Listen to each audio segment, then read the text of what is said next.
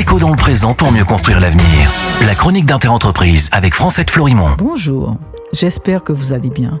Hier, je vous ai expliqué que le COSDA doit se réunir dans les prochains jours pour statuer sur une demande de la coopérative agricole Madivial de pouvoir importer 6250 tonnes d'aliments de bétail sans OGM de son partenaire Maïsado au lieu de 2100 tonnes et de se voir ainsi attribuer la totalité de l'enveloppe d'aide européenne de 886 037 € précisément prévus pour ces céréales particulières dans le cadre du POSEI.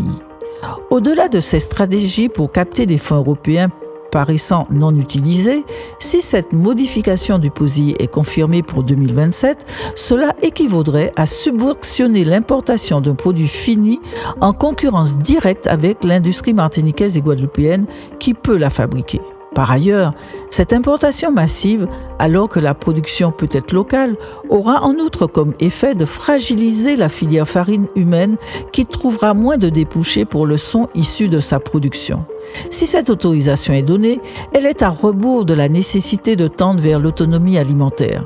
La crise énergétique en cours en ce moment doit militer de s'éloigner avec détermination du tout importé pour des productions centrales, comme le sont celles de l'alimentation humaine à travers les farines boulangères et l'alimentation animale.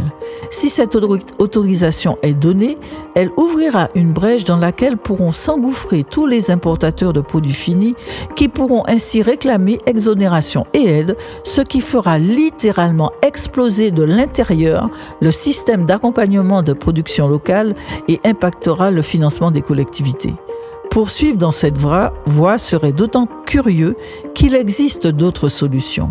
Je vous dis lesquelles demain. Prenez soin de vous. Déco dans le présent pour mieux construire l'avenir. La chronique d'Interentreprise avec Francette Florimond.